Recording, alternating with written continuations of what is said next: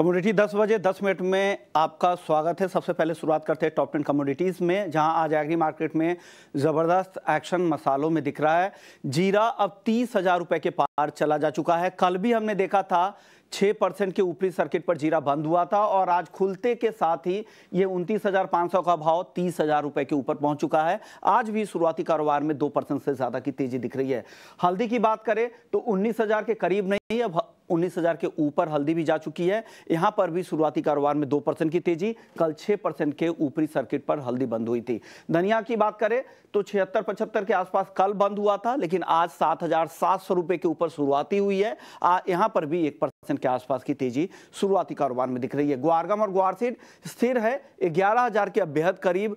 Guar gum का वायदा जा चुका है, हल्की खरीदारी यहां पर लौट रही है। जो एक्सपोर्ट के नंबर है वो काफी अच्छे हैं, उससे सपोर्ट मिल रहा है। ग्वारसीड की बात करें तो 55-25 के आसपास कल की क्लोजिंग थी, आज इसके ऊपर यहां पर ट्रेड कर रहा है। 5550 के बेहद करीब ग्वारसीड का वायदा है। कपास की बात करें तो 1600 के बेहद करीब। आइस कॉटन 77 सेंट के आसपास। गिरावट के बाद अब थोड़ी खरीदारी इंटरनेशनल मार्केट में दिख रही है। घरेलू बाजार में भी हल्की तेजी यहां पर कपास में। कपास खली 2700 के ऊपर है, तेजी के साथ यहां पर भी कारोबार हो रहा है। कपास खली के बाद सनफ्लावर की अगर बात करें तो अन्य खाने के तेल में अप्रैल की गिरावट के बाद अब हल्की रिकवरी दिख रही है। 870 के आसपास सनफ्लावर ऑयल एनसीडीएक्स पर ट्रेड कर रहा है। मेंथा ऑयल की बात करें तो 925 के नीचे है, आज यहां पर दबाव का ही रुख है। तो ये टॉप 10 कमोडिटीज जहां पर आपने देखा कि किस तरह का एक्शन यहां पर एग्री मार्केट में दिख रहा है। लेकिन चलिए, हमारे साथ भाविक पटेल हैं, ट्रेडेबल सिक्योरिटीज के सीनियर टेक्निकल एनालिस्ट है। भाविक, सबसे पहले जीरे में बताइए, जबरदस्त तेजी दिख रही है, 30,000 के ऊपर भाव जा चुका है, क्या लग रहा है और तेजी बाकी है क्या यहाँ पर? Good morning Shubham ji. देखिए, जीरे में अगर हम देखें तो ये चाइना की तरफ से जो बाइंग डिमांड आ रही है वो बहुत अच्छी है। इनफैक्ट अगर पहले 6 महीने के कंपेयर करें लास्ट ईयर से, तो 50% इस पर ज़्यादा एक्सपोर्ट की डिमांड आई है। तो आई थिंक यही एक आई थिंक रीज़न है कि जहाँ पे हमने लगातार तेज़ी देखने को मिले। ऑल्दो लोकली दिखे तो लोकल डिमांड अच्छी खासी, बट एक्सपोर्ट की डिमांड की वजह से ही ये तेज़ी देखने को मिली है। बट टेक्निकली अगर देखें तो आई थिंक ओवरबॉट ज़रूर से आ चुका है। यहाँ से मैं थोड़ा कॉशियस ज़रूर रहूँगा, क्योंकि प्राइसेस अभी भी तेज़ी दिखा रहा है, बट इस बार जो माल है वो अच्छा खासा है। तो अगर आगे जाके डिमांड कम होती है तो मुझे लग रहा है करेक्शन हो सकता है। तो जीरा में मैं अवॉइड की ही रिकमेंड करूंगा। बाकी जो धनिया और हल्दी है उसमें ट्रेड ले सकते हैं। हल्दी में ट्रेड ले तो किस साइड, क्या खरीदारी करे क्या? जी जरूर से देखिए, कल हमने सारे स्पाइस कॉम्प्लेक्स में तेजी तरफ ही देखा था, और धनिया और हल्दी के जो फंडामेंटल है वो काफ़ी स्ट्रांग है। इनफैक्ट धनिया में जिस हिसाब से कल प्राइस एक्शन देखने को मिला है, तो थोड़ा बहुत होर्डिंग भी मिलर्स की वहां से दिख रहा है, ऐसा लग रहा है मुझे मार्केट में। तो मुझे लग रहा है कि 2 से 3 ट्रेडिंग सेशन में ये जो तेजी है वो हमें बरकरार देखने को मिल सकती है। तो आई थिंक कंटिन्यू हो सकती है। तो धनिया 7600 अगर आज के दिन मिलता है तो बाय कर सकते हैं 7750 के टारगेट के लिए, और स्टॉप लॉस रख सकते हैं 7500 का। और हल्दी की बात करें तो आई थिंक हल्दी अभी भी मुझे लग रहा है कि 20,000 जो पहले का हाई था वो वापस से टच कर सकता है, क्योंकि अभी एफएमसीजी की जो इंडस्ट्रियल डिमांड है वो वापस से आ चुकी है, और जो अराइवल जो पीक थे वो अभी थोड़ा कम हो रहे हैं। तो उसकी वजह से भी हमें प्राइसेस में अपसाइड देखने को मिलेगा।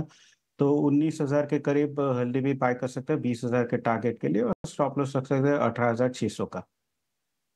के स्टॉप लॉस के साथ हल्दी खरीदने की सलाह, 20,000 रुपए तक जाने की संभावना है।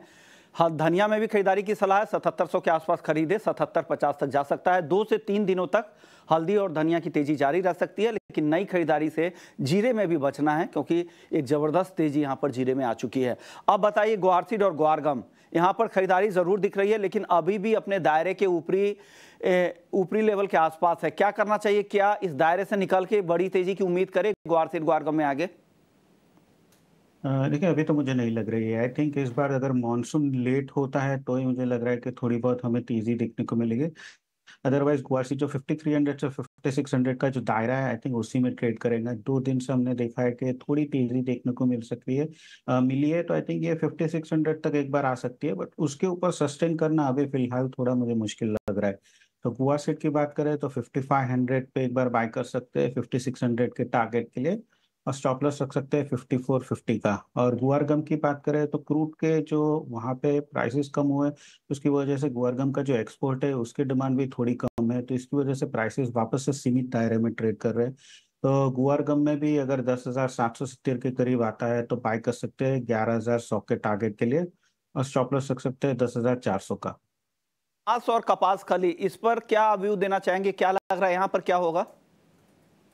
देखिए, कपास खली में हमें थोड़ा बहुत तेजी देखने को मिली है। हालांकि इस बार यूएस और ऑस्ट्रेलिया में जो प्रोडक्शन है वो थोड़ा ज़्यादा है।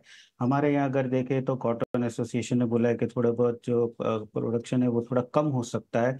और लोकल अगर मिलर्स की डिमांड देखें तो वो थोड़ी कम है। हालांकि एक्सपोर्ट डिमांड बांग्लादेश और वियतनाम से थोड़ी स्ट्रांग है, तो उसकी वजह से हमने प्राइसेस में तेजी देखने को मिले।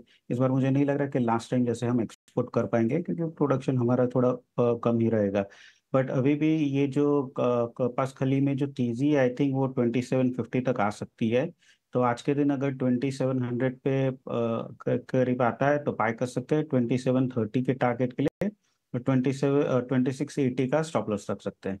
ये तो कपास खली को लेकर ये भी हो, लेकिन चलिए बात कर लेते हैं नॉन एग्री मार्केट की, जहां पर गोल्ड और सिल्वर में आज मुनाफा वसूली दिख रही है। चांदी ने कल फिर से नया रिकॉर्ड बनाया था, 95,950 रुपए की नई ऊंचाई तक चांदी कल घरेलू बाजार में पहुंच चुकी थी और 11 साल से ज्यादा की ऊंचाई पर कॉमेक्स पर है। लेकिन आज दोनों ही काउंटर में मुनाफा वसूली है, 300 रुपए के आसपास की गिरावट दिख रही है गोल्ड पर, और चांदी देखिए करीब 450 रुपए नीचे है। भाभी, क्या करना चाहिए इस गिरावट में, फिर से आज खरीदें क्या?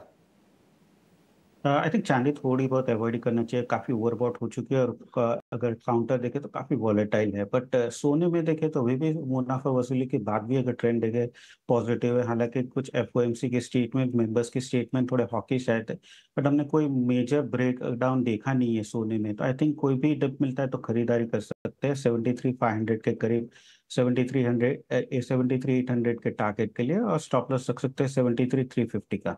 ओके, तो खरीदारी की सलाह गोल्ड में 73,800 के लिए। क्रूड और मेटल पर आपका व्यू क्या है भाविक? देखिए, क्रूड 65 से 6700 के दायरे में ही ट्रेड कर रहा है। अभी lower end of the range है, तो मुझे लग रहा है कि अगर 6500 के नीचे जाता है तो ये आई थिंक सेलिंग प्रेशर देखने को मिल सकता है, क्योंकि lower end of the range है। तो एक बार मैं काउंटर ट्रेंड से बाय देने का व्यू दूंगा, तो 6480 या 6500 के करीब बाय कर सकते हैं 6580 के टारगेट के लिए। और स्टॉप लॉस रख सकते हैं 6440 का। मेटल की मैं पूछ रहा था, मेटल में कोई टॉपिक है क्या आपकी तरफ से आज? मेटल में आई थिंक मैं कॉपर में सेल की रिकमेंडेशन करूंगा। काफ़ी ओवरबॉट हो चुका है, हमने बहुत बड़ी रैली देखने को मिली है। तो आई थिंक यहाँ से थोड़ा नफा वसूली भी आ सकता है, और इतने हाई प्राइस पे जो डिमांड है वो भी थोड़ा डिस्ट्रक्शन हो सकता है। तो अभी मुझे नहीं लग रहा है कि कॉपर में नई लॉन्ग पोजीशन लेके जाना चाहिए, इंट्राडे ही रखना चाहिए। और आज के दिन थोड़ा बहुत शॉर्ट कर सकते हैं 929 के करीब, 917 के टारगेट के लिए, और 935 का स्टॉप लॉस रख सकते हैं। ओके, शुक्रिया भाविक, आपने वक्त निकाला, एग्री और नॉन एग्री मार्केट पर आपने अपनी राय रखी। कमोडिटी 10 बजे 10 मिनट में इतना ही। ब्रेक।